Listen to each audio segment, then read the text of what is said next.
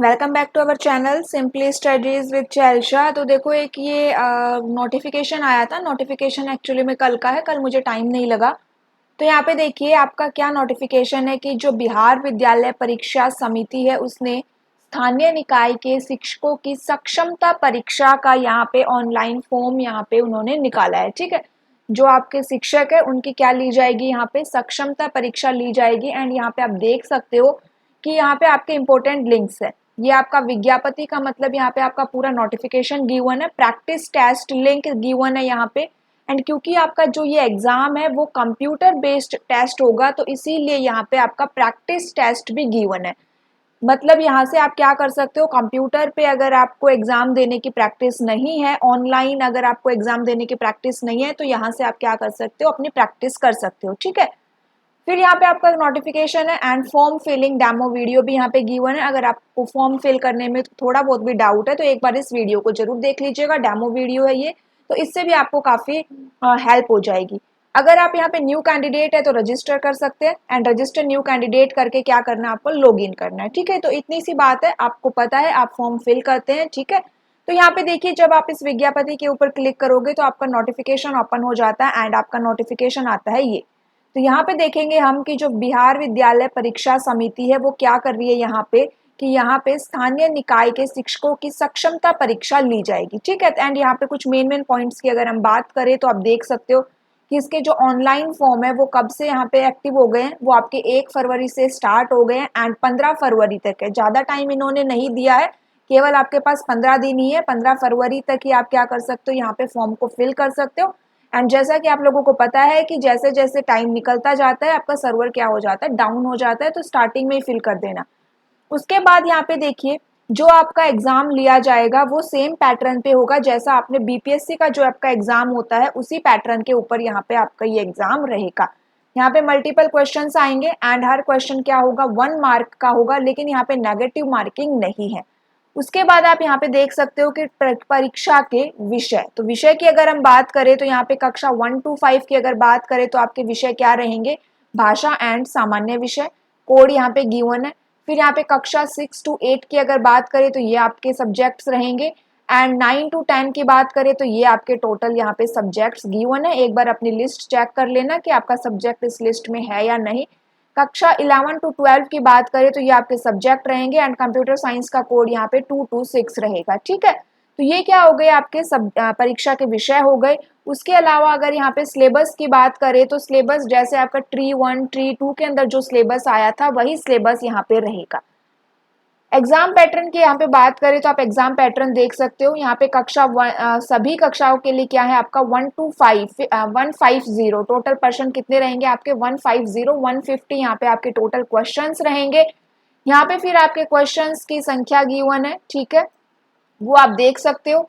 यहाँ पे अगर मैं अपने कंप्यूटर साइंस सब्जेक्ट की बात करूँ तो यहाँ पे आपका जो भाग 3 है वो संबंधित विषय है एंड यहाँ से आपके 80 क्वेश्चंस आपको देखने को मिलेंगे। ठीक है, तो चलिए आगे चलते हैं। यहाँ पे आगे देखिए फीस की अगर बात करें तो यहाँ पे फीस आपकी काफी ज्यादा है, 1100 रुपए आपकी क्या रहेगी, यहाँ पे फीस रहेगी। ठीक है, कंप्यूटर बेस्ड टेस्ट रहेगा जैसे मैंने आपको स्टार्टिंग में ही बताया एंड ये 2 घंटे 30 मिनट 2.5 घंटे का आपका ये एग्जाम होने वाला है। ठीक है, अगर आपको प्रैक्टिस नहीं है ना कंप्यूटर पे एग्जाम देने की तो एक बार जरूर प्रैक्टिस कर लीजिएगा। ठीक है, यहाँ पे ऑप्शन, यहाँ पे कहीं पे मेंशन भी है कि आप स्कूल की आईसीटी लैब में भी जाके अपनी प्रैक्टिस कर सकते हो।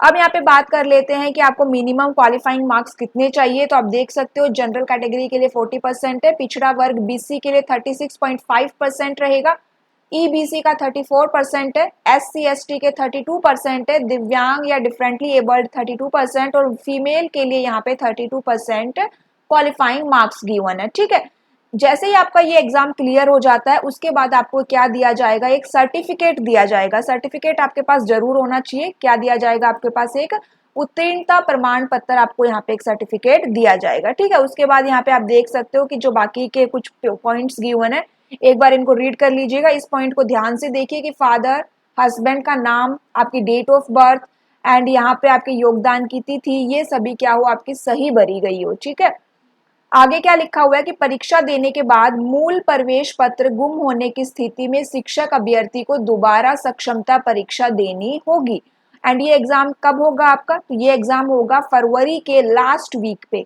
जो आपका अंतिम सप्ताह रहेगा फरवरी का, उसी में आपका ये एग्जाम होने की क्या है, संभावना है। संभावना तो क्या है आपका, मोस्ट प्रोबेबली आपका ये तभी हो जाएगा, ठीक है, फरवरी के जो थर्ड वीक रहेगा, क्योंकि स्टार्टिंग के 2 वीक में तो आप ये फॉर्म फिल कर रहे हो, थर्ड वीक में आपका एडमिट कार्ड आ जाएगा, फोर्थ वीक में आपका ये एग्जाम हो जाएगा। एंड अगर किसी कारणवश आपकी क्या हो जाती है, डेट्स में कोई चेंजेस हो जाते हैं तो वो आपको बता दी जाएगी, ठीक है, समाचार पत्रों के माध्यम से, ठीक है। ये हो गया आपका यहाँ पे। एंड यहाँ पे देखो, यहाँ पे लिखा हुआ है कि अगर आपको ऑनलाइन परीक्षा हेतु कंप्यूटर पर आवश्यक प्रैक्टिस करने की सलाह दी जाती है, और ये प्रैक्टिस आप कहाँ कर सकते हो, आईसीटी लैब में, ठीक है, नजदीकी विद्यालय के आईसीटी लैब में संध्या 5 बजे के बाद, अथवा नजदीकी प्राथमिक शिक्षक प्रशिक्षण संस्थान, जिला शिक्षा व प्रशिक्षण संस्थान में संध्या 7:30 बजे से 9:30 बजे तक की जा सकती है, ठीक है। तो ये क्या हो गया, आप यहाँ पे अपनी ऑनलाइन प्रैक्टिस भी कर सकते हैं। उसके बाद आप देख सकते हो, ये पॉइंट्स एक बार रीड कर लेना, ये रीड क्या क्या करना है, ठीक है। नेक्स्ट यहाँ पे नॉर्मलाइजेशन की प्रोसेस रहेगी, नॉर्मलाइजेशन भी किया जाएगा। उसके बाद यहाँ पे देखिए, ऑनलाइन परीक्षा आवेदन पत्र भरने एवं परीक्षा शुल्क जमा करवाने की तिथि आपकी वही रहेगी, 1 फरवरी से 15 फरवरी तक ही यहाँ पे रहेगी। ये जो आपका नोटिफिकेशन है, इसका लिंक मैं आपको डिस्क्रिप्शन बॉक्स में दे दूंगी, तो वहां से इसको डाउनलोड करके एक बार देख लीजिएगा, ठीक है, लेकिन इसको जल्दी से जल्दी भर लीजिएगा। यहाँ पे क्या है आपका, अपलोड रंगीन फोटोग्राफ एंड हस्ताक्षर, ये आपका साइज गिवन है 20 KB से 100 KB तक, एंड आपका ये 3.5 सेंटीमीटर टू इंटू 4.5 सेंटीमीटर होनी चाहिए। आपका जो सिग्नेचर है उस वो 10 KB से 50 KB के बीच में होना चाहिए। बैकग्राउंड आपके फोटो का व्हाइट होना चाहिए या फिर कोई हल्का कलर, लाइट कलर आपका होना चाहिए, ठीक है। तो एक बार ये सारी चीजें जरूरी होती है, तो एक बार देख लेना। उसके बाद यहाँ पे कौन कौन से डॉक्यूमेंट्स आपको अपलोड करने हैं, तो वो देखो, यहाँ पे 10th का रहेगा, 12th की मार्कशीट रहेगी, आपकी ग्रेजुएशन की रहेगी, यहाँ पे प्रमाण पत्र एवं अंक पत्र, ठीक है। स्नातकोत्तर पोस्ट ग्रेजुएशन का रहेगा, बीएड, डीएलएड, बीलिब या फिर कोई अन्य पर शैक्षणिक का प्रमाण पत्र एवं अंक पत्र।